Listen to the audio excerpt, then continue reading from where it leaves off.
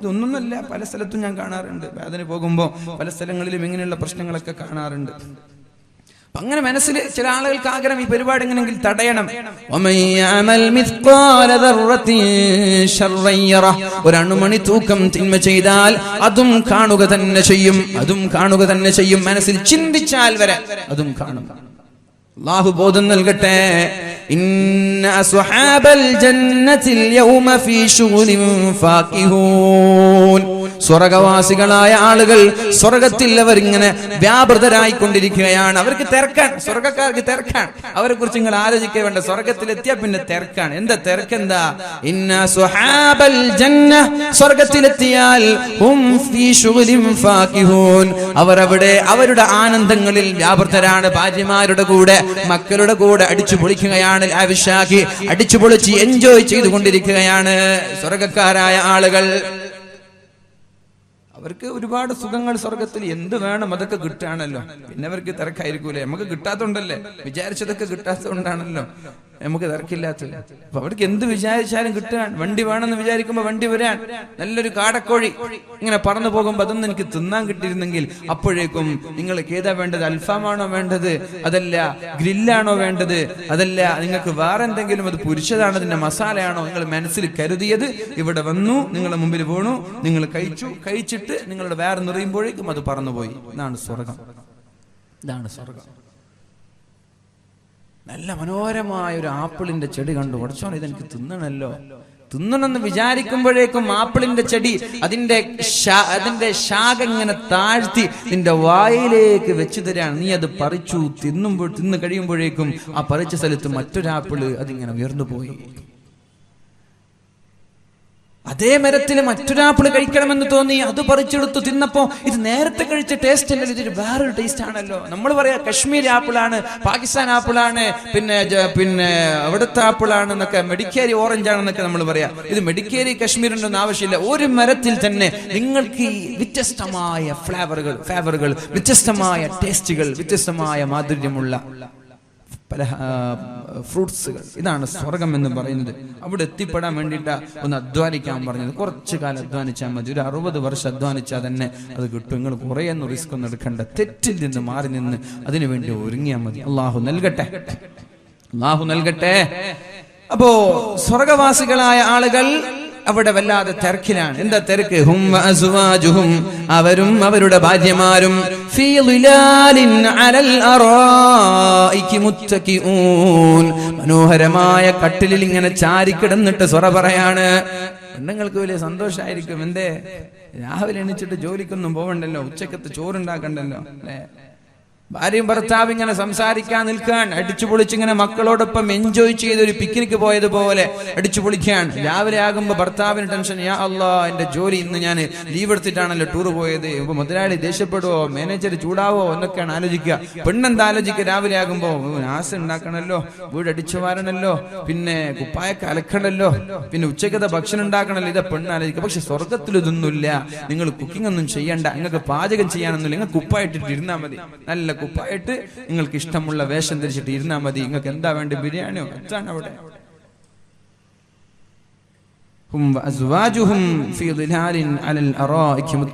സ്വർഗത്തെ കുറിച്ചിട്ടൊരു വാൽ തന്നെ പറഞ്ഞു. ഞാൻ സ്വർഗത്തെ കുറിച്ചിട്ട് പറയാൻ വേണ്ടി വലിയൊരു സബ്ജക്ട് റെഡിയാക്കി വന്നു. പക്ഷെ ഇന്ന് സമയമില്ല. സ്വർഗം പറയാൻ സമയം 12:10.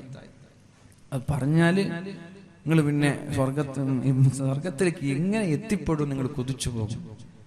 നാളെ തന്നെ മരിച്ചു കിട്ടിയാൽ മതി എന്ന് ആഗ്രഹിച്ചു പോകും സ്വർഗത്തിലെത്താൻ വേണ്ടി. അതാണ് സ്വർഗം. അള്ളാഹു നമ്മൾക്കൊക്കെ സ്വർഗം നൽകി അനുഗ്രഹിക്കട്ടെ. സ്വർഗം 100 തട്ടാണ്. 100 തട്ടിൽ നിങ്ങൾ ദുആ ചെയ്യുമ്പോൾ ഫിർദൗസിനെ ചോദിക്കണമെന്നാണ് പരിശുദ്ധ റസൂലുള്ളാഹി സ്വല്ലല്ലാഹു അലൈഹി വസല്ലം. പരിശുദ്ധമായ റമളാനിൽ അള്ളാഹു കോടിക്കണക്കിന് ആളുകളെ നരകത്തിൽ നിന്ന് മോചിപ്പിക്കുമ്പോൾ ഇവിടെ ഒരുമിച്ച് കൂടിയതും പരിശുദ്ധ യാസീനിനെ കുറിച്ച് ചർച്ച ചെയ്തതും കാരണം അള്ളാഹു നമ്മൾക്കൊക്കെ ഒരു സെക്കൻഡ് പോലും നരകത്തിൽ കിടക്കാതെ സ്വർഗീയ സുഖം നൽകി അള്ളാഹു ആദരിക്കട്ടെ. സ്വർഗം വലിയൊരു വിഷയമാണ്. അള്ളാഹു അവിടെ എത്തിപ്പെടാൻ തൗഫീഖ് ചെയ്യട്ടെ. 3 കാര്യം ചെയ്താൽ സ്വർഗത്തിൽ വീഴാതെ രക്ഷപ്പെടാനാണ്. 1 കണ്ണ് ഹറാമ്. ഈ കണ്ണുകൊണ്ട് ഹറാമ് കണ്ടില്ലെങ്കിൽ നരകത്തിൽ കിടക്കൂല എന്നാണ്.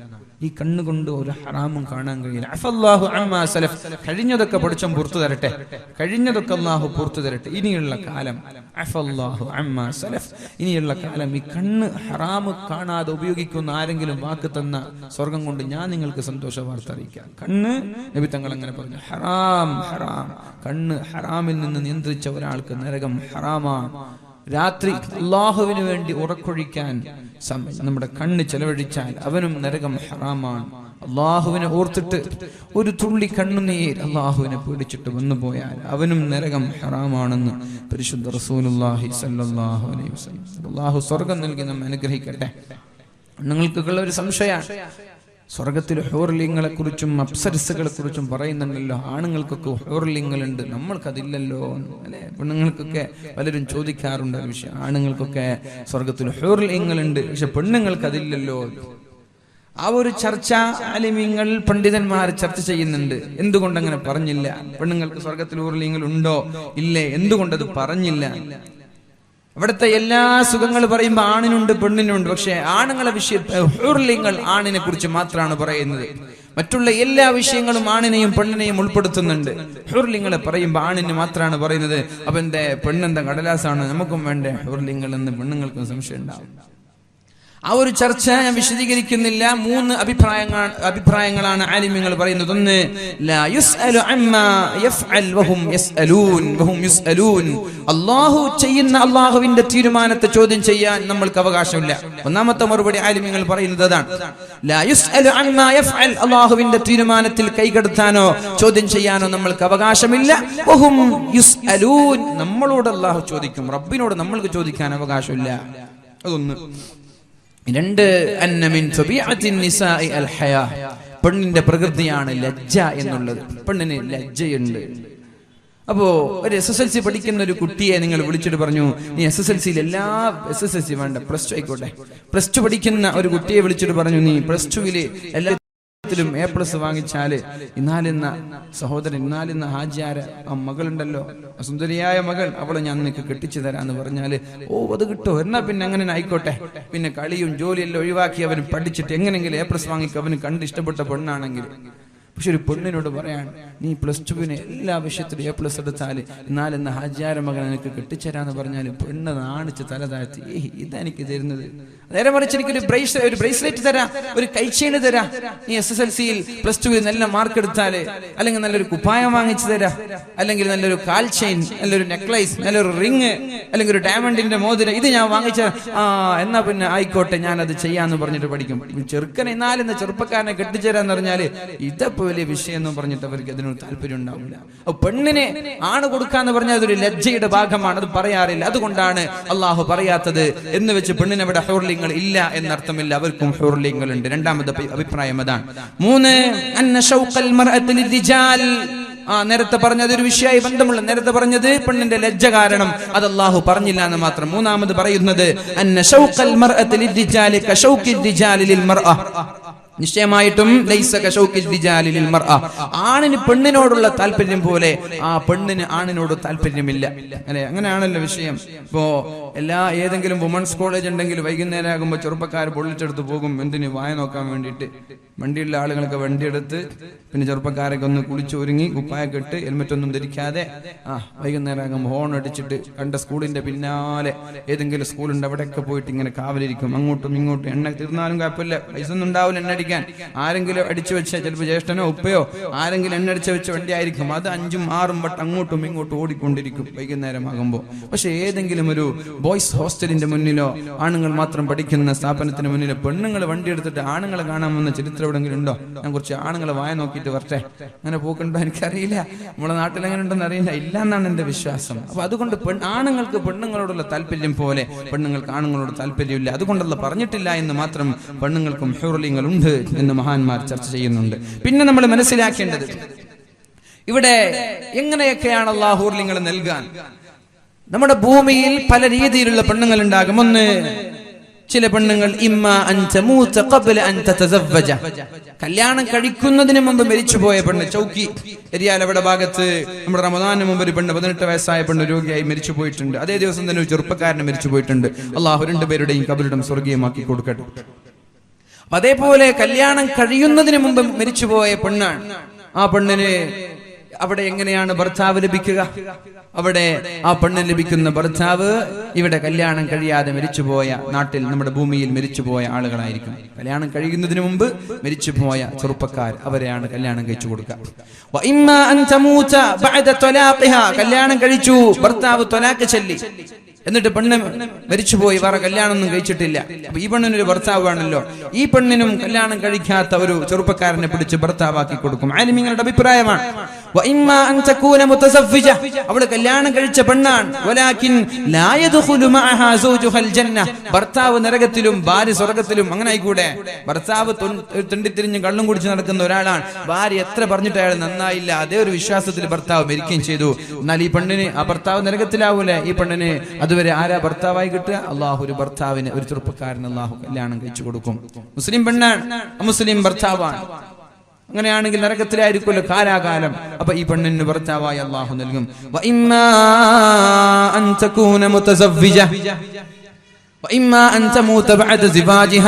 അല്ലെങ്കിൽ കല്യാണം കഴിച്ചിട്ട് ഭാര്യ മരിച്ചു, കല്യാണം കഴിച്ചു, ഭാര്യ ത്വലാഖ് ചെല്ലുന്നതിന് മുമ്പൊക്കെ, അല്ലെങ്കിൽ ഭാര്യ മരിച്ചുപോയി, ഭർത്താവ് മരിച്ചില്ല, ഭാര്യ മരിച്ചുപോയി. അപ്പൊ ഇവൾക്കാരാ ഭർത്താവ്? ആ കല്യാണം കഴിച്ച ഭർത്താവായിരിക്കും ഇവണിനുള്ള ഭർത്താവ്.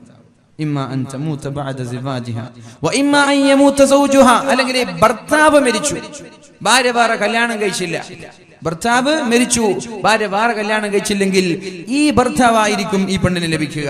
കാരണം മഹാനായ ഹുദൈഫ റളിയല്ലാഹു അൻഹു പറയുന്നുണ്ട്, നിനക്ക് എന്നെ തന്നെ നാളെ സ്വർഗത്തിൽ വേണമെന്ന ആഗ്രഹമുണ്ടെങ്കിൽ, ഹുദൈഫ റളിയല്ലാഹു അൻഹു അദ്ദേഹത്തിന്റെ ഭാര്യയോട് മരിക്കാൻ കിടക്കുമ്പോൾ പറയുന്നുണ്ട്, സ്വർഗത്തിൽ എന്റെ ഭാര്യയായി എന്റെ കൂടെ ജീവിക്കണമെന്ന് നിനക്ക് ആഗ്രഹമുണ്ടെങ്കിൽ എന്റെ ശേഷം വേറെ കല്യാണം കഴിക്കണ്ട. സ്വർഗത്തിൽ അല്ലാഹു പെണ്ണിന് ഭർത്താവ് നൽകുന്നത് അവസാനമായി ആരെയാണോ കല്യാണം കഴിച്ചത് ആ ഭർത്താവിനെയാണ് നൽകുക. അതുകൊണ്ട് എന്നെ നാളെ നിനക്ക് സ്വർഗത്തിൽ വേണമെന്ന് ആഗ്രഹമുണ്ടെങ്കിൽ വേറെ നീ കല്യാണം കഴിക്കണ്ട. വേറെ കല്യാണം കഴിച്ചാൽ ആ ഭർത്താവായിരിക്കും നിനക്ക് കിട്ടുക. ഉമ്മു സലമ റളിയല്ലാഹു അൻഹ ചോദിക്കുന്നുണ്ട്, നിങ്ങൾക്ക് ഒരു കാര്യം മനസ്സിലായി, ഏതായാലും ഇവിടുത്തെ ഭാര്യമാരാണ് അവിടെ കിട്ടുക. കല്യാണം കഴിഞ്ഞിട്ട് രണ്ടുപേരും ഒന്നിച്ച് ജീവിച്ചാൽ ആ ഭാര്യയാണ് നമ്മൾക്ക് നാളെ സ്വർഗത്തിൽ ഭാര്യയായിട്ട് കിട്ടുക. ഇത് പറയുമ്പോഴാണ് പലർക്കും വിഷമം വരുന്നത്. പഠിച്ചോനെ, ദുനിയാവിൽ എന്നെ സഹിച്ചിട്ട് മടുത്തോയി, ഇനി ആഖിറത്തിൽ സ്വർഗത്തിനും പോയിട്ട് ഞാൻ ഇത് സഹിക്കണോന്ന്, അല്ലേ? അങ്ങനൊന്ന് കൈപ്പൊക്കിയ ഇതേ ഭാര്യ നാളെ മദീന ആഗ്രഹമുള്ള ആൾ കൈപ്പൊക്കിയ ആരുമില്ല, ഒരാള് പോലും കൈപ്പൊക്കിയിട്ടില്ല. നിങ്ങളെ കയ്യിലിരിപ്പാണ്, പെണ്ണുങ്ങളെ കയ്യിലിരിപ്പാണ്, വേറൊന്നല്ല. സത്യം തമാശയല്ല, ഞാൻ തമാശയ്ക്ക് ഉണ്ട്. ഒരാൾ പോലും ഇവിടെ കൈപ്പൊക്കിയിട്ടില്ല. വീട്ടിൽ പോയിട്ട് ഒരു ബദ്രയുദ്ധം നടത്താനുള്ള വിഷയം നിങ്ങൾക്ക് മനസ്സിലായില്ലേ? ഒന്നും കൂടി നോക്കട്ടെ, കൈപ്പൊക്കിയ എന്നിട്ടും പോക്കുന്നില്ല. അപ്പൊ വേണ്ടെന്ന് തന്നെയാണ് അല്ലെ തീരുമാനം. ഏതായാലും കെട്ടിട്ട് ഞാൻ തോറ്റുപോയി, ഇനി ഇതെങ്ങനെങ്കിലും ഒന്ന് തീർക്കുക, മരണം വരെ കൊണ്ടുപോവാ, പിന്നെ സ്വർഗത്തിൽ ഇതിനെ കൊണ്ട് എനിക്ക് പറ്റൂല. ഒരിക്കലേ ഒരു ഉസ്താദ്, എൻ്റെ ഒരു സുഹൃത്ത്, ഉസ്താദിന്റെ അടുത്തേക്ക് ഉംറ ചെയ്യാൻ, ഹജ്ജ് ചെയ്യാൻ വേണ്ടിയിട്ട് ഒരാൾ വന്നു. എന്നിട്ട് പറഞ്ഞു, ഉസ്താദെ ഞങ്ങൾ ഹജ്ജിന് പോവാണ്, ഞാനല്ല എൻ്റെ ഭാര്യയെ ഞാൻ ഹജ്ജിന് പറഞ്ഞേക്കാം. നല്ല മുതലാളിയാണ്, അത്യാവശ്യം കഴിവുള്ള ആളാണ്. ഇപ്രാവശ്യം നിങ്ങളുടെ കൂടെ എൻ്റെ ഭാര്യയെ ഞാൻ ഹജ്ജിന് പറഞ്ഞേക്കുന്നുണ്ട്. അപ്പൊ നിങ്ങൾ വരുന്നില്ലേ? ഇല്ലില്ല, ഞാൻ അടുത്ത വർഷം വരാം. നിങ്ങൾക്ക് എന്താ കാശ് ഉണ്ടല്ലോ, പോയിക്കൂടെ? പറഞ്ഞു, ഭാര്യയുടെ കൂടെ ഞാൻ ഹജ്ജ് ചെയ്താൽ എന്റെ ഹജ്ജ് ബാത്തിലായി പോകും. കാരണം അവളിങ്ങനെ കിരി അല്ലെ, എന്തെങ്കിലും കണ്ട അതിനും പരാതി, ഞങ്ങൾക്ക് ദേഷ്യപ്പെട്ടു പോകും. തർക്കം പോലും പാടില്ല എന്നാണ് ഹജ്ജിന് പറഞ്ഞത്. അവരോട് ഞാൻ തർക്കിച്ചു പോകും, അവരുടെ സ്വഭാവമൊക്കെ കണ്ടാൽ. അപ്പൊ എന്തായാലും എന്റെ ഹജ്ജ് ബാത്തിലാകും, അതുകൊണ്ട് ഞാൻ പോകുന്നില്ല, അവള് പോട്ടെ. എന്നാ നിങ്ങൾക്ക് ആദ്യം പോയിക്കൂടെ, അവൾ അടുത്ത വർഷം വെച്ചാ പോരെ? അപ്പോഴാണ് അയാൾ പറഞ്ഞത്, ഞാൻ ആദ്യം ഹജ്ജിന് പോയി, ശരി തന്നെ, ഞാൻ ഹജ്ജിന് പോയി തിരിച്ചു വന്നിട്ട് അടുത്ത വർഷം ഹജ്ജിന് പോകുന്നത് ഒരു കൊല്ലമില്ലേ, ഒരു വർഷമില്ലേ, അതുവരെ ഞാൻ എങ്ങനെ അവളെ സഹിക്കാം? അവളിങ്ങനെ വിടാതെ പിന്തുടരും. നിങ്ങൾ ഹജ്ജിന് പോയി, എന്നെ വിളിച്ചിട്ടില്ല, എന്നെ കൊണ്ടുപോയിട്ടില്ല, അതുകൊണ്ട് ആദ്യം അവള് പോയിക്കോട്ടെ, ഞാൻ പിന്നെ പോയിക്കോളാം. അപ്പൊ ഈ ഒരു അവസ്ഥ അതുണ്ടാവരുത്. നിങ്ങൾ എന്ത് പറഞ്ഞാലും നിങ്ങൾക്ക് ഇനി ഇഷ്ടമില്ലെങ്കിലും ഇഷ്ടമാണെങ്കിലും ഈ ഭാര്യമാരാ നാളെ കിട്ടുക. വിഷമിപ്പിച്ചിട്ടൊന്നും കാര്യമില്ല, ദുഃഖിച്ചിട്ടൊന്നും കാര്യമില്ല. ഈ ഭാര്യമാർ തന്നെയാണ് നാളെ കിട്ടുക. പക്ഷേ ഒരു പ്രത്യേകതയുണ്ട്, ഇവിടുത്തെ സ്വഭാവമായിരിക്കൂല അവിടെ ഉണ്ടാവുക, ഇവിടുത്തെ സൗന്ദര്യമായിരിക്കൂല അവിടെ ഉണ്ടാവുക. ഇതിൽ നിന്നൊക്കെ വിഭിന്നമായി നല്ല സുന്ദരികളായി മഹദിയായ ഉമ്മു സലമ റളിയല്ലാഹു അൻഹ ചോദിക്കുന്നുണ്ട്, യാ റസൂലല്ലാഹ്, അല്ലാഹുവിന്റെ ഹബീബേ, ഭൂമിയിലുള്ള ഭാര്യമാരാണോ ഹൂറുൽ ഇങ്ങളാണോ സൗന്ദര്യമുള്ളത്? ആരാണ് ഏറ്റവും സൗന്ദര്യമുള്ളത് നബിയേ എന്ന് ചോദിച്ചപ്പോഴാണ് നബി തങ്ങൾ പറയുന്നത്, ഹൂറുൽ ഇങ്ങളെക്കാളും സൗന്ദര്യം നമ്മുടെ ഭാര്യമാരാണ്. പിന്നെന്തിനു ഹൂറുൽ ഇങ്ങളെ കൊതിക്കണം? നമ്മുടെ ഭാര്യമാരിന് കിട്ടിയാ പോരെ അല്ലെ? ഹൂർലിങ്ങളെക്കാളും സൗന്ദര്യം നമ്മുടെ ഭാര്യമാർക്കാണ്. എന്തുകൊണ്ട്? ബിസ്വലാത്തിഹിന്ന വഖിയാമിഹിന്ന വസിയാമിഹിന്ന വസുജൂദിഹിന്ന, അവരുടെ നിസ്കാരം കാരണം, അവരുടെ സ്വതക്ക കാരണം, അവരുടെ നോമ്പ് കാരണം, അവരുടെ നന്മ കാരണം ഹൂർലിങ്ങളെക്കാളും സൗന്ദര്യം ദുനിയാവിലെ പെണ്ണുങ്ങൾക്കാകുമെന്ന് മുഹമ്മദുർ റസൂലുള്ളാഹി സ്വല്ലല്ലാഹു അലൈഹി വസല്ലം ഉമ്മു സലമ റളിയല്ലാഹു അൻഹയോട് പറയുകയാണ്, ദുആ ചെയ്യണം, അല്ലാഹുവേ, ഭാര്യ സന്താനങ്ങളോടൊപ്പം മാതാപിതാക്കളോടൊപ്പം സ്വർഗ്ഗം ഞങ്ങൾക്ക് നൽകണേ അല്ലാഹ്. നിങ്ങൾ ബേജാറാവേണ്ട, നിങ്ങൾ വിഷമിക്കേണ്ട. ഇവിടുത്തെ സ്വഭാവമായിരിക്കൂല അവിടുത്തെ സ്വഭാവം. അവിടെ പരാതി പറയൂല, അവിടെ ഒരിക്കലും നിങ്ങളെ വിഷമിപ്പിക്കൂല, അവിടെ നിങ്ങളെ വേദനിപ്പിക്കൂല. നിങ്ങൾക്ക് സുഖം മാത്രം നൽകുന്ന ഒരു ഭാര്യയാണ് അവൾ. എന്നും കന്യകയായ പെണ്ണായിരിക്കും. അവൾക്ക് വയസ്സാവൂല, അവൾ കിഴവിയാവൂല, അവളുടെ മുടി നരച്ചു പോവൂല, അവളുടെ മുഖം ചുക്കിച്ചുളിഞ്ഞു പോവൂല. എല്ലാ വെള്ളിയാഴ്ചയും ഒരു അങ്ങാടിയുണ്ട്. എല്ലാ വെള്ളിയാഴ്ചയും ജുമാ കഴിഞ്ഞാൽ ഒരു അങ്ങാടിയുണ്ട്. ആ അങ്ങാടിയിലേക്ക് പുതിയാപ്പിളമാർ, ഭർത്താക്കന്മാർ കച്ചവടത്തിന് വേണ്ടി ഷോപ്പിങ്ങിന് പോകുമ്പോ ഭാര്യമാരെ കൂട്ടിയിട്ടല്ല പോകുന്നത്. സ്വർഗ്ഗത്തിൽ പോലും പെണ്ണുങ്ങൾ അങ്ങാടിയിലേക്ക് പോകൂല. പെണ്ണുങ്ങൾ തന്റെ ഹൈമയിൽ, തന്റെ വീട്ടിൽ ഒളിച്ചിരിക്കുന്നവരാണ് പെണ്ണുങ്ങൾ. അവരങ്ങാടിയിലേക്ക് ഇറങ്ങുന്നവരല്ല. ഇന്ന് ദുനിയാവിൽ വസ്ത്രം വാങ്ങാനും പച്ചക്കറി വാങ്ങാനും ഇറച്ചി വാങ്ങാനും മീന് വാങ്ങാനും വെറുതെയിട്ട ഉമ്മമാരിറങ്ങുന്നത് പോലെ അതിന് അല്ലാഹു സമ്മതം നൽകിയിട്ടില്ല. ആണുങ്ങളാണ് ഇറങ്ങേണ്ടത്. പക്ഷേ ഇവിടെ ഇറങ്ങുന്നത് ഭൂരിഭാഗം പെണ്ണുങ്ങളാണ്. ആണുങ്ങൾ വീട്ടിലിരുന്ന് ചാരുകസേരയിലിരുന്ന് വിശ്രമിക്കുകയാ, പലരും TV കണ്ട് സമയം ചെലവഴിക്കുകയാ. പെണ്ണുങ്ങളാണ് വീടിനെ ഭരിക്കുന്നത്, പെണ്ണുങ്ങളാണ് അങ്ങാടിയിലേക്ക് ഇറങ്ങുന്നത്. അതാണ് നമ്മുടെ നാടിന്റെ ശാപമെന്ന് എല്ലാവരും മനസ്സിലാക്കണേ.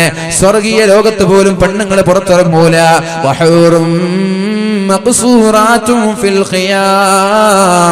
അള്ളാഹുവിന്റെ സ്വർഗീയ ലോകത്ത് മനോഹരമായ ഹൈമകളിൽ, മനോഹരമായ വീടുകളിൽ അവരും മറഞ്ഞു നിന്ന്, ഒളിച്ചു നിന്ന് ഭർത്താവിനെ കാത്തിരിക്കുകയാണ്.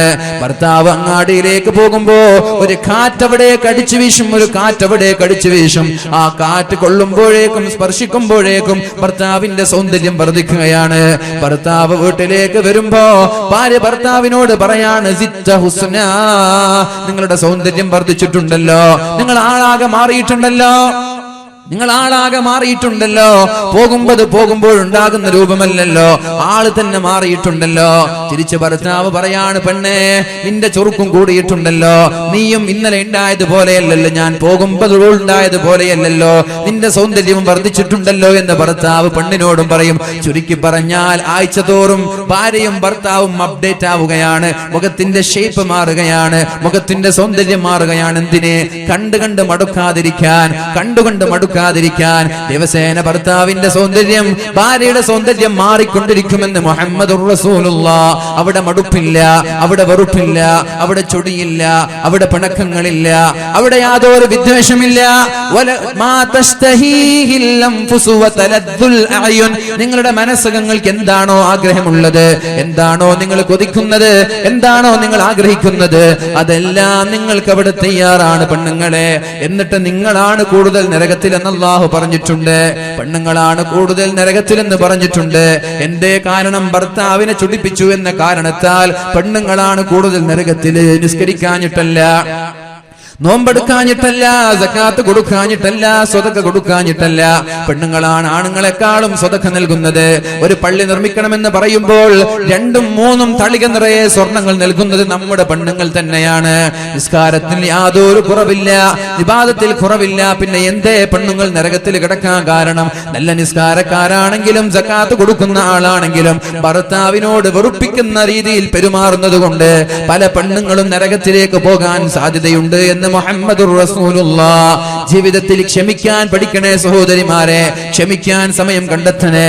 എന്തുണ്ടാകുമ്പോഴും അടിച്ചങ്ങോട്ട് അടിച്ചു കയറാതെ, ദേഷ്യപ്പെടാതെ, വാശി പിടിക്കാതെ, ഭർത്താക്കന്മാർക്ക് വേണ്ടി എന്ത് ത്യാഗവും സഹിക്കാൻ നിങ്ങൾ തയ്യാറായാൽ നിങ്ങളുടെ ദുനിയാവ് തന്നെ നിങ്ങൾക്ക് സ്വർഗമാണ്, ആഖിറവും സ്വർഗമാണ്. ഇദാ സല്ലത്തിൽ മർഅതു ഖംസഹാ, 5 വക്ത് നിസ്കരിച്ചാൽ, വസാമത്ത് ഷഹ്റഹാ, പരിശുദ്ധ റമദാനിലും മറ്റും നോമ്പെടുത്താൽ, ഖളാ വിടാതെ നോമ്പെടുത്താൽ. പലരും ചോദിക്കുന്ന ചോദ്യമുണ്ട്, 20 വർഷം മുമ്പ് പ്രസവിക്കുമ്പോൾ നഷ്ടപ്പെട്ട നോമ്പ്, എത്ര നോമ്പ് ഖളാ വീട്ടണം ഉസ്താദേ, എത്ര മുദ്ദ് കൊടുക്കണം ഉസ്താദേ? എന്തോ ഒരു ചോദ്യമാണിത്. 330 ദിവസം നിങ്ങൾക്ക് ലഭിച്ചിട്ട് ആ 30 നോമ്പെടുക്കാൻ നിങ്ങൾക്ക് ഇതുവരെ സമയം കിട്ടിയിട്ടില്ലെങ്കിൽ, 20 വർഷമായിട്ട് നോമ്പ് ഖളാ വീട്ടാൻ സമയം കിട്ടിയിട്ടില്ലെങ്കിൽ, അള്ളാഹുവിന്റെ കോടതിയിൽ എങ്ങനെയാണ് സമാധാനം പറയുക? 4 കാര്യം ചെയ്താൽ മതി എന്നല്ലേ അള്ളാഹു പറഞ്ഞത്? നബി തങ്ങൾ പറയുന്നത് അള്ളാഹു പറയുന്നത് പോലെ തന്നെയാണല്ലോ. ഇദാ സല്ലത്ത് ഖംസഹാ വസാമത്ത് ഷഹ്റഹാ, പരിശുദ്ധ റമദാനിൽ നിങ്ങൾ കൃത്യമായി നോമ്പെടുക്കണേ. നഷ്ടപ്പെട്ടു പോയ നോമ്പ് അടുത്ത നോമ്പിന് മുമ്പ് ഖളാ വീട്ടണേ. അത് കഴിഞ്ഞാലോ വഹഫിലത്ത് ഫർജഹാ, ഗുഹ്യാവയവങ്ങൾ ഹറാമിൽ പോവാതെ സൂക്ഷിക്കണേ. എന്ന് മുതൽ? നിങ്ങളുടെ പ്രായപൂർത്തി എത്തിയത് മുതൽ തന്നെ സൂക്ഷിക്കണേ, കല്യാണം കഴിഞ്ഞത് മുതലല്ല. പെണ്ണിനൊരു 10-11 വയസ്സാകുമ്പോഴേക്കും പ്രായപൂർത്തി എത്തുന്നുണ്ട്. അപ്പോൾ നിങ്ങൾ സ്കൂളിൽ +2-ലോ +1-ലോ 9-ലോ 8-ലോ പഠിക്കുകയായിരിക്കും. ആ സമയം മുതൽ തന്നെ മറ്റൊരാളെ തൊടാതെ, മറ്റൊരാളെ പ്രണയിക്കാതെ, മറ്റൊരാളെ പ്രേമിക്കാതെ, മറ്റൊരാളോട് വൈകാരികമായി സംസാരിക്കുകയോ ചാറ്റ് ചെയ്യുകയോ ബന്ധപ്പെടുകയോ ചെയ്യാതെ, ഹഫിളത്ത് ഫർജഹാ, തന്റെ കൈകളെ, തന്റെ ശരീരത്തെ, തന്റെ ഔറത്തിനെ സൂക്ഷിച്ചാൽ അവൾക്ക് അല്ലാഹു സ്വർഗ്ഗം നൽകുമെന്ന് മുഹമ്മദുർ റസൂലുള്ളാഹ്. ആദരണീയരായ ബഹുമാനപ്പെട്ട സയ്യിദ് നമ്മുടെ സഫ്വാൻ തങ്ങൾ നമ്മുടെ വേദിയിലേക്ക് കടന്നു വരികയാണ്. ഇൻഷാ അല്ലാഹ് അല്ലാഹു അദ്ദേഹത്തിന് ആഫിയത്തും ആരോഗ്യവും ദീർഘായുസ്സും നൽകി അനുഗ്രഹിക്കട്ടെ. അദ്ദേഹത്തിന്റെ നേതൃത്വത്തിൽ ഭക്തി നിർഭരമായ പ്രാർത്ഥന ഏതാനും നിമിഷങ്ങൾക്കകം ഇവിടെ തുടങ്ങും. അതുകൊണ്ട് ഇനി ദുആ കഴിയാതെ ഒരാളും പോവരുത്. ഇതുവരെ നിങ്ങളോട് പോവണ്ട എന്ന് പറഞ്ഞിട്ടില്ല, ഇനി നിങ്ങൾ പോകാൻ പാടില്ല. ഇനി ദുആ കഴിഞ്ഞിട്ടേ പോകാൻ പാടുള്ളൂ.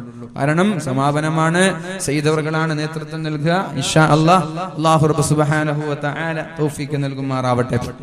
നിന്റെ പെണ്ണുങ്ങളോട് വഹസുനത്ത് ഫർജഹാ, നിങ്ങൾ പ്രായപൂർത്തി എത്തിയത് മുതൽ നിങ്ങളുടെ ഔറത്തിനെ സൂക്ഷിക്കണേ. അന്യപുരുഷന്മാർക്ക് മുമ്പ് സൗന്ദര്യം പ്രദർശിപ്പിച്ച് നടക്കല്ലേ സഹോദരിമാരെ. വയസ്സായ ഉമ്മമാരോട് അല്ലാഹു പറഞ്ഞിട്ടുണ്ട്.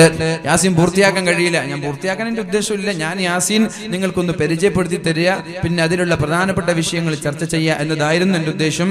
യാസീനിന്റെ വിശാലമായ ക്ലാസ് ഒന്ന് 4 ദിവസം പോയിട്ട് 40 ദിവസം പറഞ്ഞാലും തീരൂല, നിങ്ങൾക്കും അറിയാം എനിക്കും അറിയാം. അപ്പൊ അതുകൊണ്ട് പൂർത്തീകരിക്കുന്നില്ല, ബന്ധപ്പെട്ട വിഷയങ്ങൾ മാത്രം ചർച്ച ചെയ്യാൻ. എന്റെ പ്രിയപ്പെട്ട സഹോദരികൾ, ഉമ്മമാരെ, നിങ്ങളോട് വയസ്സായ ഉമ്മമാരോട് അല്ലാഹു പറഞ്ഞിട്ടുണ്ട് ഖുർആനിൽ, നിങ്ങൾക്ക് കണ്ടാൽ ആഗ്രഹം തോന്നാതെ, ആളുകൾക്ക് വികാരം തോന്നാത്ത ഉമ്മമാരാണെങ്കിൽ നിങ്ങൾക്ക് അത്യാവശ്യ ഘട്ടങ്ങളിൽ മുഖം വെളിവാക്കുന്നതിൽ കുഴപ്പമില്ല. നിങ്ങൾക്ക് അത്യാവശ്യ ഘട്ടങ്ങളിൽ മുഖം വെളിവാക്കുന്നതിൽ കുഴപ്പമില്ല. എന്നാൽ ഇന്നത്തെ അവസ്ഥ എന്താണെന്ന് ആലോചിക്കണേ. ആ ഉമ്മമാർ മാത്രമാണ് മുഖം മറച്ച് നടക്കുന്നത്. അതിന് പിന്നിലും ഒരു രഹസ്യമുണ്ട്. എന്റെ ചുക്കിച്ചുളിഞ്ഞ മുഖം നാട്ടുകാർ കാണണ്ട, ഷോപ്പിലുള്ള ആളുകൾ കാണണ്ട, കുടുംബക്കാർ കാണണ്ട, എനിക്ക് വയസ്സായത് തിരിയണ്ട. അപ്പോൾ എന്ത് ചെയ്യും അവർ? ആ ചുക്കിച്ചുളിഞ്ഞ മുഖം കാണാതിരിക്കാൻ വേണ്ടി മുഖം മറച്ചു നടക്കുന്നു പല വയസ്സായ ഉമ്മമാർ. എന്നാൽ നിർബന്ധമായും മുഖം മറച്ചു നടക്കണേ എന്ന് പറഞ്ഞ നമ്മുടെ പെൺകുട്ടികളെ എന്താണ് അവരുടെ അവസ്ഥ? ഈ പരിശുദ്ധമായ റമദാനിൽ പോലും ഒന്ന് ഔറത്ത് മറക്കാൻ തയ്യാറാവുന്നുണ്ടോ? അകത്ത് ധരിക്കുന്നത് സ്കിൻ ഫിറ്റ് ജീനാണ്, അതിന്റെ മുകളിൽ ടോപ്പായിട്ടൊരു ടീഷർട്ട് ഉണ്ട്, അതിന്റെ മുകളിൽ ഒരു പർദ്ദയുടെ 1ാമത്തെ ബട്ടന് മാത്രമേ അവർ ധരിക്കുന്നുള്ളൂ. മറ്റുള്ള പർദ്ദ ഇങ്ങനെ തുറന്ന് നടക്കുകയാണ്. എന്തിനാണ് പെണ്ണെ? ആരെ തോൽപ്പിക്കാനാണിത്? ആരെ പറ്റിക്കാനാണിത്? ആരെ ബോധിപ്പിക്കാനാണ് ഈ ആഭാസം നീ കാട്ടിക്കൂട്ടുന്നത്? നിനക്കെന്തേ മുഖം മറച്ച് നടന്നാലെന്താ? എന്തേ ഔറത്ത് മറച്ച് നടന്നാലെന്താ? അത്യാവശ്യ ഘട്ടങ്ങളിൽ മാത്രമാണ് പെണ്ണ് പുറത്തിറങ്ങേണ്ടത്. പള്ളിക്ക് പോവാൻ പാടില്ല എന്ന് പറഞ്ഞത് വെറുതെയല്ല, ഫിത്നയുണ്ടാവരുത് എന്ന് വിചാരിച്ചത് കൊണ്ടാണ്.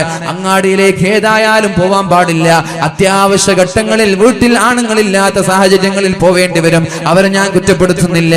അങ്ങനെ അവര് പോവേണ്ടി വരുമ്പോൾ അവര് വരെ മുഖം മറച്ചിട്ടിറങ്ങിയാൽ ഇവിടെ നമ്പറുകൾ കൈമാറാൻ നമ്മുടെ ചെറുപ്പക്കാർ തയ്യാറാവുമോ? നിന്റെ മുഖം കാണുമ്പോഴല്ലേ നിന്നോട് ജനങ്ങൾക്ക് വികാരം തോന്നുന്നത്, ജനങ്ങൾക്ക് ആകൃഷ്ടരാവുന്നത്, ജനങ്ങൾക്ക് നിങ്ങൾക്ക് താല്പര്യം തോന്നുന്നത്, അപ്പോഴല്ലേ ഈ നമ്പറുകൾ കൈമാറുന്നത്, അപ്പോഴല്ലേ പ്രേമിക്കണമെന്ന് തോന്നുന്നത്. ആ ഹറാമായ വ്യഭിചാരങ്ങൾ നടക്കുമ്പോ പൂർണ്ണമായ ഉത്തരവാദി ഔറത്ത് വെളിവാക്കി നടന്ന പെണ്ണ് തന്നെയാണ്. പെണ്ണിന്റെ ഹറാം കണ്ടാൽ, ഒരു മുഖം കണ്ടാൽ വരെ നോമ്പ് ബാത്തിലാകുമെന്നാണ് മഹാനായ ഗസാലി ഇമാം പറഞ്ഞത്. കണ്ണുകൊണ്ടൊരു ഹറാം കണ്ടാൽ അങ്ങാടിയിലേക്ക് പച്ചക്കറിയോ ഫ്രൂട്ട്സോ വാങ്ങാൻ പോയ ഒരു സഹോദരൻ ഒരു പെണ്ണിനെ കാണുകയും ആ പെണ്ണിന്റെ സൗന്ദര്യം കണ്ട് രണ്ടാമതും മൂന്നാമതും നോക്കുകയും ചെയ്താൽ, ശരീരം നിയന്ത്രിക്കാൻ കഴിയാതെ നോക്കിപ്പോവുകയും ചെയ്താൽ അവന്റെ നോമ്പ് ബാത്തിലാകുമെന്നാണ് മഹാന്മാര് പഠിപ്പിക്കുന്നത്. അവന്റെ നോമ്പ് ബാത്തിലാവാൻ കാരണം മുഖം മറക്കാതെ ടൗണിലേക്ക് പോയ, അങ്ങാടിയിലേക്ക് പോയ പെണ്ണാണ്. അപ്പൊ നിന്റെ നോമ്പും ബാത്തിലാകും സഹോദരി. അതുകൊണ്ട് മുഖം മറക്കാതെ, ഔറത്ത് മറക്കാതെ പുറത്തിറങ്ങല്ലേ സഹോദര. ഒരു സെക്കൻഡ് ഔറത്ത് വെളിവായത് കാരണത്താലാണ് ആദം നബിയെ സ്വർഗത്തിൽ നിന്ന് ഭൂമിയിലേക്ക് പറഞ്ഞയച്ചത്. ഒരു സെക്കൻഡ് മഹാനായ ആദം നബി അലൈഹിസ്സലാമിനോട് നിങ്ങൾക്ക് വേറെ പരിപാടി ഉണ്ടോ? فوسوس لهما الشيطان ليبدي لهما ما بري عنهما من سوآتهما وقال ما نهاكما ربكما عن هذه الشجرة إلا أن تكونا ملكين أو تكونا من الخالدين وقاسمهما إني لكما لمن الناصحين. ഞാൻ നിങ്ങൾക്ക് ഏറ്റവും നല്ല ഉപദേശമാണ് നൽകുന്നത്. ആ മരത്തിൽ നിന്ന് ഭക്ഷിച്ചോ എന്ന് പിശാച് ആദം നബിയോട് പറഞ്ഞപ്പോ ഫദല്ലാഹുമാ ബിഗുറൂർ ഫലമ്മാ ദാഖ الشجر بدت لهما سوآتهما وطفقا يخصفان عليهما من ورق الجنة. ആ മരത്തിൽ നിന്ന് കഴിച്ചപ്പോഴേക്കും രണ്ടുപേരുടെയും ഔറത്ത് വെളിവായി. وبدت لهما سوآتهما وطفقا يخصفان عليهما من ورق الجنة. ഔറത്ത് വെളിവായപ്പോഴേക്കും ഒരു മരത്തിന്റെ ഇല പറിച്ചെടുത്തവർ ഔറത്ത് മറച്ചു. പക്ഷേ അപ്പോഴാണ് അല്ലാഹു വിളിച്ചു പറഞ്ഞത്, സ്വർഗത്തിൽ നിന്ന് പോയിക്കോളണം. ഒരു സെക്കൻഡ് ഔറത്ത് വെളിവായി പോയതിന്റെ പേരിലാണ് രണ്ടുപേരെയും അല്ലാഹു ഭൂമിയിലേക്ക് പറഞ്ഞേക്കുന്നതെങ്കിൽ ആ ജീവനാന്ത കാലം ഔറത്ത് വെളിവാക്കി നടക്കുന്ന, മുഖം മറക്കാതെ ഔറത്ത് മറക്കാതെ നടക്കുന്ന പെണ്ണ് എങ്ങനെയാണ് സ്വർഗത്തിലേക്ക് പോകുമെന്ന് നീ വിചാരിക്കുന്നത്? വഹസുനത് ഫർജഹാ, നിന്റെ പ്രായപൂർത്തി എത്തിയത് മുതൽ നിന്റെ ശരീരത്തിലോ നിന്റെ നാവിലോ നിന്റെ കാതിലോ നിന്റെ ചെവിയിലോ നിന്റെ കണ്ണിലോ വ്യഭിചാരം നടക്കാതെ പതിവ്രതയായ സച്ചരിതയായ പെണ്ണായി നീ മാറിയാൽ ഇൻഷാ അല്ലാഹ് അല്ലാഹു നിന്നോട് പറയാൻ പോകുന്ന ഓഫർ എന്താണ്?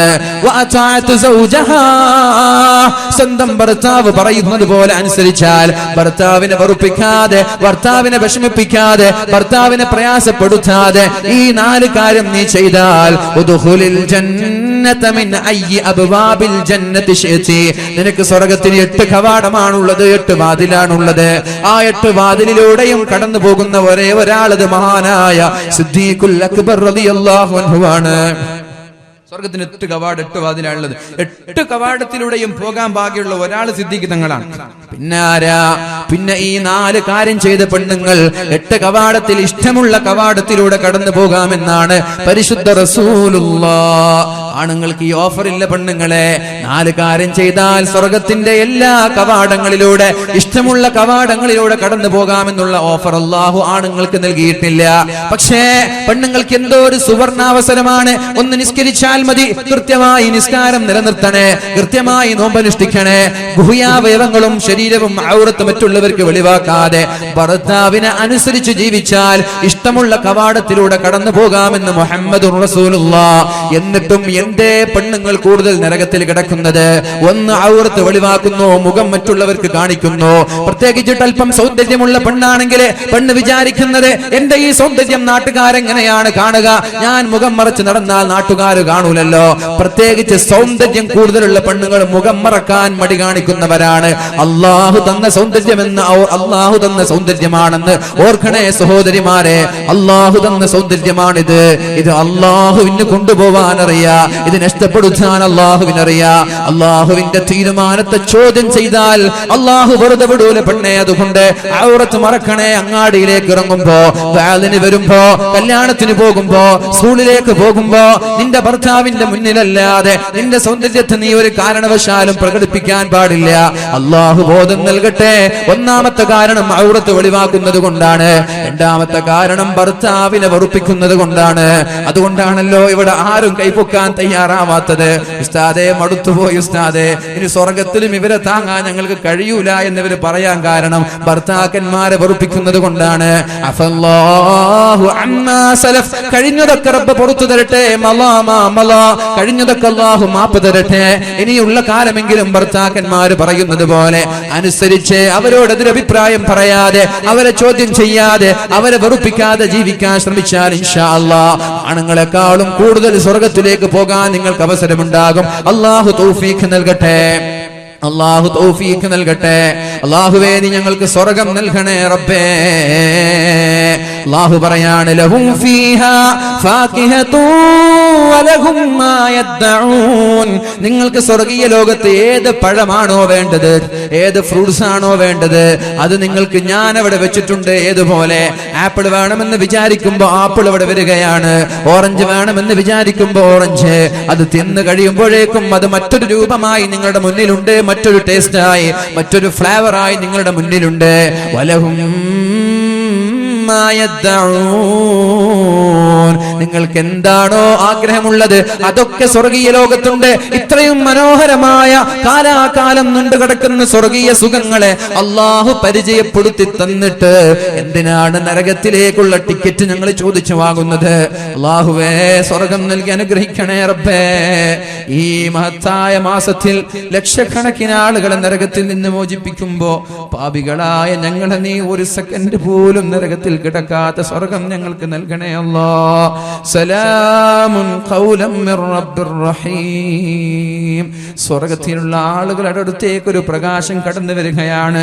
ബൈന അഹ്ലിൽ ജന്ന, സ്വർഗ്ഗക്കാരായ ആളുകൾ ഇങ്ങനെ ഇരിക്കുമ്പോഴാണ് അവരിലേക്ക് ഇത് സ്വതഅലഹും നൂർ, അവരിലേക്ക് ഒരു പ്രകാശം കടന്നു വരുന്നത്. ഫറഫഉ റൂസഹും, തല ഉയർത്തി അവർ നോക്കുമ്പോ ഫഇദർ റബ്ബു തആല, അവർക്ക് അല്ലാഹുവിനെ കാണുകയാണ്. സ്വർഗത്തിൽ തല ഉയർത്തി നോക്കുമ്പോ അല്ലാഹുവിനെ അവർക്ക് കാണുകയാണ്. ഖദ് അശ്റഫ അലൈഹിം, അല്ലാഹു സ്വർഗത്തിലേക്ക് വരുന്നുണ്ട്. എന്നിട്ട് അല്ലാഹു പറയാണ് അസ്സലാമു അലൈക്കും യാ അഹ്ലൽ ജന്ന, സ്വർഗ്ഗക്കാരെ നിങ്ങൾക്ക് രക്ഷയുണ്ട്, നിങ്ങൾക്ക് സമാധാനമുണ്ട്. സലാമുൻ ഖൗലൻ മിർ റബ്ബിർ റഹീം. അസ്സലാമു അലൈക്കും യാ അഹ്ലൽ ജന്ന, സ്വർഗ്ഗക്കാരെ നിങ്ങൾക്ക് സലാമുണ്ട്, നിങ്ങൾക്ക് സമാധാനമുണ്ട്. അപ്പോൾ എല്ലാവരും ഫയൻളുറു ഇലൈഹിം, അല്ലാഹുവിലേക്ക് നോക്കുകയാണ്. ഫയൻളുറൂന ഇലൈഹി, ജനങ്ങളിലേക്ക് അല്ലാഹു നോക്കുകയാണ്. ഫലാ യൽതഫിതൂന ഇലാ ശൈഇൻ മിനൻ നഈം, അല്ലാഹുവിനെ കണ്ടാൽ പിന്നെ അവർക്ക് വേറെ ഒന്നും വേണ്ട. ഭാര്യമാരെ മറന്നുപോകും, മക്കളെ മറന്നുപോകും, ഭക്ഷണങ്ങളെ കുറിച്ച് ഓർമ്മയില്ല, സുഖങ്ങളെ കുറിച്ച് ഓർമ്മയില്ല. അവരുടെ ജീവിതത്തിലെ ഏറ്റവും വലിയ ആഗ്രഹമാണ് റബ്ബിനെ കാണുക എന്നത്. അല്ലാഹുവിനെ കാണുകയാണ് സ്വർഗത്തിൽ വെച്ചിട്ട്. അല്ലാഹുവിനെ കണ്ടാൽ മറ്റുള്ള സുഖങ്ങളെല്ലാം അവർ മറന്നു പോവുകയാണ്. മാദാമൂ യൻളുറൂന ഇലൈഹി, അല്ലാഹുവിനെ നോക്കിക്കൊണ്ടിരിക്കുന്ന സമയത്തോളം വേറൊരു ചിന്ത അവർക്കില്ല. എന്നിട്ട് അല്ലാഹു അവരിൽ നിന്ന് പെട്ടെന്ന് അല്ലാഹു മറഞ്ഞു പോവുകയാണ്. അല്ലാഹു മറഞ്ഞാലും അവരുടെ വീട്ടിലും അവരുടെ കുടുംബങ്ങളിലും അവരുടെ എല്ലാ കാര്യങ്ങളിലും അല്ലാഹുവിന്റെ ആ പ്രകാശവും അല്ലാഹുവിന്റെ ആ ബറകത്തും അവിടെ നിലനിൽക്കുമെന്ന് മുഹമ്മദുർ റസൂലുള്ളാഹ്. അല്ലാഹുവേ നിന്നെ കാണാൻ ഞങ്ങൾക്ക് തൗഫീഖ് നൽകണേ അല്ലാഹ്. ഈ ദുആഇനെ നീ തട്ടിക്കളയല്ല റബ്ബേ. ഞങ്ങൾ പാപികളാണല്ലാഹ്, ഞങ്ങൾ ദോഷികളാണ് റബ്ബേ, ഞങ്ങൾ തെറ്റുകാരാണല്ലാഹ്. ഞങ്ങളുടെ കണ്ണുകൾ കൊണ്ട് ചെയ്ത ഹറാമുകൾക്ക് കണക്കില്ല റബ്ബേ, ഞങ്ങളുടെ ചെവികൾ കൊണ്ട് ചെയ്ത ഹറാമുകൾക്ക് കണക്കില്ല റബ്ബേ. ഈ പരിശുദ്ധമായ റമളാൻ അല്ലാഹുവേ ഞങ്ങൾ ഇവിടെ ഒരുമിച്ച് കൂടിയത്, ഞങ്ങൾ ഇവിടെ വന്നത്, ഞങ്ങൾ ഇവിടെ വഅദ് പറഞ്ഞത് അല്ലാഹുവേ നാളെ സ്വർഗീയ ലോകത്ത് ഒരുമിച്ച് കൂടാനുള്ള ഒരു സദസ്സായി സ്വീകരിക്കണേ റബ്ബേ. നരകത്തിൽ കടക്കാതെ ഒരു സെക്കൻഡ് പോലും നരകത്തിൽ കിടക്കാത്ത സ്വർഗം ഞങ്ങൾക്ക് നൽകണേ അല്ലാഹ്. വംതാസുൽ യൗമ അയ്യുഹൽ മുജ്രിമൂൻ, തെറ്റുകാരെ നിങ്ങൾ മാറി നിൽക്ക്. സ്വർഗ്ഗക്കാരെ അല്ലാഹു സ്വർഗ്ഗത്തിലേക്ക് കൊണ്ടുപോകുമ്പോ തെറ്റുകാരോട് അല്ലാഹു പറയാണ് വംതാസു, മാറി നിൽക്ക്, നിങ്ങൾ അടുത്തേക്ക് വരരുത്, മാറി നിൽക്ക്. അയ്യുഹൽ മുജ്രിമൂനോ, കുറ്റം ചെയ്ത തെറ്റുകാരെ, തോന്നിവാസികളെ, അലം അഹദ് ഇലൈക്കും, ഞാൻ നിങ്ങൾക്കൊരു വാക്ക് തന്നിട്ടില്ലേ? ഞാൻ നിങ്ങൾക്കൊരു കരാറ് നൽകിയിട്ടില്ലേ? ഞാൻ നിങ്ങളോട് അന്നേ പറഞ്ഞതല്ലേ നിങ്ങൾ ഒരിക്കലും പിശാചിനെ പിൻപറ്റരുത് എന്ന് പറഞ്ഞിട്ടില്ലേ? അലം അഅഹദ് ഇലൈക്കും, ഞാൻ നിങ്ങൾക്ക് മുന്നറിയിപ്പ് നൽകിയിട്ടില്ലേ? അല്ലാ തഅബുദു ശൈത്താൻ, പിശാചിനെ ആരാധിക്കല്ല, പിശാചിന്റെ പാത പിൻപറ്റല്ല. പിശാചാണ് ഔറത്ത് വെളിവാക്കാൻ പെണ്ണിനെ പ്രേരിപ്പിക്കുന്നത്, പിശാചാണ് പിശുക്കി വെക്കാൻ സമ്പത്ത് നൽകാതെ. അശ്ശൈത്വാനു യഇദുകുമുൽ ഫഖറ, നിങ്ങളെ പിശാചിടക്കിടെ പേടിപ്പിക്കുകയാണ്. സ്വതക കൊടുക്കല്ല, കൊടുത്താൽ നിങ്ങളുടെ ക്യാഷ് തീർന്നു പോകും. ഗൾഫ് രാജ്യങ്ങളിൽ സാമ്പത്തിക മാന്യമാണ്, കച്ചവടമാകെ ഡള്ളായി കിടക്കുകയാണ്. അതുകൊണ്ട് ഇപ്പൊ കൊടുത്താൽ നിങ്ങൾക്ക് ഒരുപക്ഷെ സാമ്പത്തിക പ്രയാസം വരും. അശ്ശൈത്വാനു യഇദുകുമുൽ ഫഖറ, നിങ്ങൾക്ക് ഏറ്റവും പ്രതിഫലം ലഭിക്കുന്ന സ്വതക നൽകല്ലേ എന്ന് പറഞ്ഞ് തടഞ്ഞു വെക്കുന്നത് പിശാചാണ്. പിശാച് നിങ്ങളുടെ ശത്രുവാണെന്ന് ഞാൻ നിങ്ങളോട് പറഞ്ഞിട്ടില്ലേ? എന്തേ നിങ്ങൾ അവനെ പേടിക്കാത്തത്? എന്തേ അവനെ നിങ്ങൾ ഓർക്കാത്തത്? ഒരാൾ മരിക്കുന്ന സമയത്ത് രണ്ട് പിശാചുക്കൾ കടന്നു വരുമെന്നാണ്. ഒരാൾ ഉപ്പയുടെ കോലത്തിൽ അവന്റെ വലതുഭാഗത്ത്, മറ്റൊരാൾ ഉമ്മയുടെ കോലത്തിൽ അവന്റെ ഇടതുഭാഗത്ത്. എന്നിട്ട് ഉപ്പയുടെ കോലത്തിൽ വന്ന ആള് പറയാണ്, യാ ബുനയ്യ, എന്റെ പൊന്നുമോനെ, ഇന്നി കുന്തു അലൈക ഷഫീഖാ, ഞാൻ നിന്നോട് എന്തോ ഒരു സ്നേഹത്തോടെയാണ് ഞാൻ നിന്നെ പോറ്റി വളർത്തിയത്. ഞാൻ നിന്നെ ഒരുപാട് സ്നേഹിച്ചിട്ടില്ലേ? ഞാനല്ലേ നിനക്ക് ചെലവ് തന്നത്? ഞാൻ മരിച്ചത് വലാകിൻ മുത്തു അലാ ദീനിൻ നസാറ, ഞാൻ മരിച്ചത് ക്രിസ്ത്യാനിയായിട്ടാണ്. അതാണ് ഏറ്റവും നല്ല മതം. അതുകൊണ്ട് ക്രിസ്ത്യാനിയായിട്ട് മരിക്കണമെന്ന് ഉപ്പയുടെ കോലത്തിൽ ഒരാൾ മരിക്കുന്ന സമയത്ത് ഒരാളുടെ വലത് ഭാഗത്ത് വന്ന് പറയുമെന്ന് ഒരു ഹദീസുണ്ട്. സിഹത്തിൽ അതിന്റെ സിഹത്തിൽ ചർച്ചയുണ്ടെങ്കിലും അങ്ങനെ ഒരു ഹദീസ് നമ്മൾക്ക് കാണാം. അതേപോലെ ഇടതുവശത്ത് ഉമ്മയുടെ കോലത്തിൽ ഒരാൾ വരാണ്. ഉമ്മ പറയാണ്, യാ ബുനയ്യ, പൊന്നുമോനെ, ഇന്നഹു കാന ബത്നി ലക വിആ, എന്റെ വയറ്റിലല്ലേ 10 മാസം നീ താമസിച്ചത്.